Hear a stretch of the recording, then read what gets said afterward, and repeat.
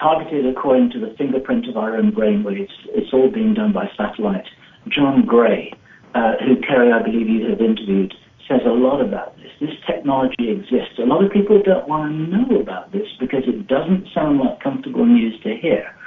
And if it feels like I'm spoiling the party here, I apologize for that. It's not my intention, but I do think that nothing special is going to happen in 2012 apart from the fact that the world is going to continue in the direction that it is at the moment, meaning that there's going to be chaos, there's going to be confusion, there are going to be certain global events that are going to cause us to feel alarmed. I think that there are issues of the controlling elite no longer being in control to the degree that they were before with the vice-like grip that they used to have. But I don't think we're going to see anything magical happening that year. Let me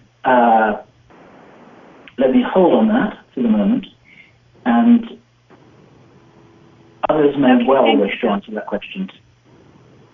Thank you very much. That was very helpful and very interesting.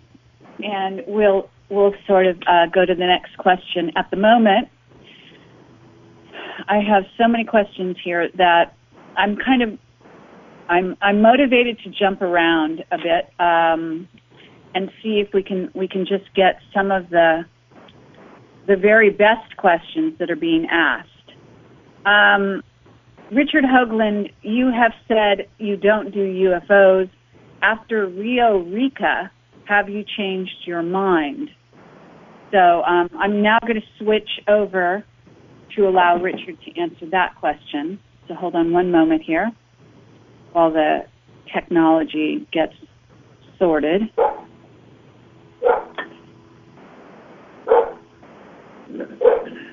So first of all, in order for Richard to speak, I'm told that I have to be on the screen, which is kind of strange dynamic, but nonetheless. And I have to unmute him. Sorry about this. I hear him squawking in the back now. Okay, Richard, you're unmuted. I love this technology we're dealing with. Well, Bill said some really interesting things there, and I think there was a question you wanted me to address. Okay. Yes, I asked it just a minute ago, and I can read it again for you. Hold on 1 minute here. Let me answer Bill's question first, or his statement, because I have a couple of points of difference. Okay. The world's worst futurists.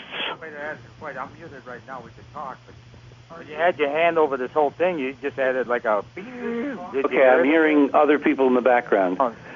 The world's worst futurists take the past and extend it into the future as prologue. In other words, if this goes on.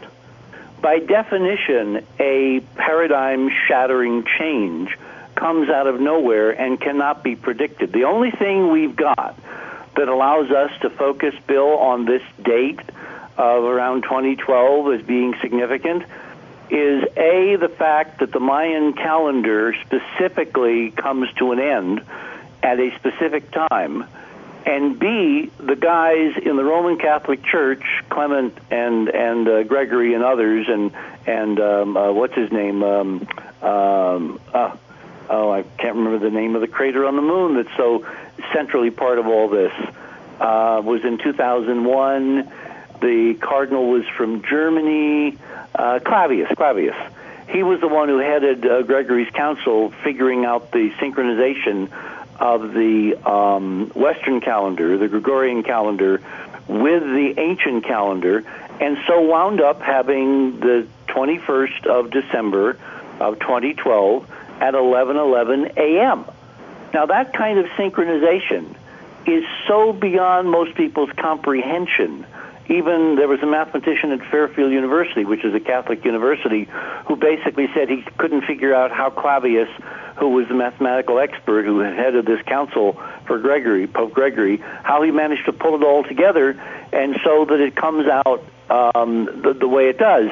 So you have this huge institutional intention to synchronize the Mayan calendar with the Western calendar going back to the 1500s, to 1582, if not earlier. When you look at the Roman calendar, the initial one that we all lived under in the Western Hemisphere, and that is synchronized with the ancient Egyptian calendar.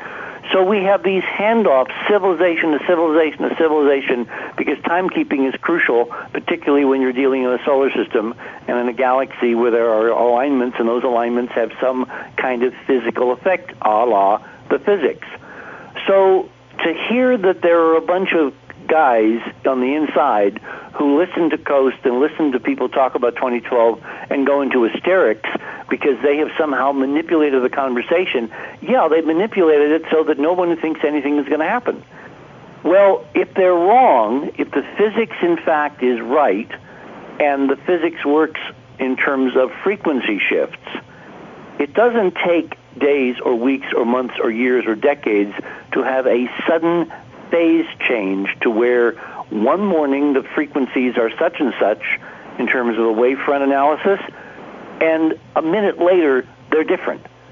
So the fact that some people think they cannot predict there will be a paradigm change based on what's going on, decades ago, what's going on 2 years ago, what's going on now, means really nothing, because if we're dealing with a cosmic inspired solar system-wide physics step function, it will by definition come unheralded in the data we have so far, because it is part and parcel of the way these physics works. I mean, the whole idea of quantum mechanics is that things are not continuous. They are discontinuous. Well, I'm saying the future is discontinuous. Now, there is a huge body of evidence that there's a whole bunch of guys and gals inside who firmly believe that 2012 was real, it's a date, something really bad is going to happen, and they are making very great plans for what to do against the bad stuff happening. Only for themselves, not for anybody else. I find it rather remarkable that we're having these huge financial instabilities with trillions, literally trillions of dollars being taken out of the economy and put somewhere, not being spent, almost like someone was saving up for a rainy day. Now, is that the powers that be laughing at all of us, or trying to spread the illusion they're laughing, when in fact they're seriously, behind the scenes, taking this very seriously and have for decades, which is what the special that I co-produced on NBC Sci-Fi a couple of years ago said? I believe that the events we're seeing now are in part because the power centers, the control groups that actually manage the planet, are believing something bad could be coming and are taking their appropriate steps, and the economy is suffering because you can't take that much money out of circulation without people suddenly realizing that it's the bottom falling out because something else is being planned. Now, to go to David's point, which is that some really good and amazing stuff is coming, I also can get in alignment with that. And the reason is, if this suspicion, this rumor that somebody else has shown up recently is true, I have a suspicion we might know who the somebody else is, and if it's who I think they are, then yes, they would have a longer view, and they would actually be part of the contingent helping mankind, humankind, across this transition. And so I would expect to see evidence of their interference in certain things, which in fact is what, as we've said over the last 3 hours, we seem to be seeing, an unseen war where, remarkably, almost nobody is being killed or injured. And what human, protagonists ever conduct a war where no one is killed or injured? Now, to your question, do I believe in UFOs? No, I believe in IFOs.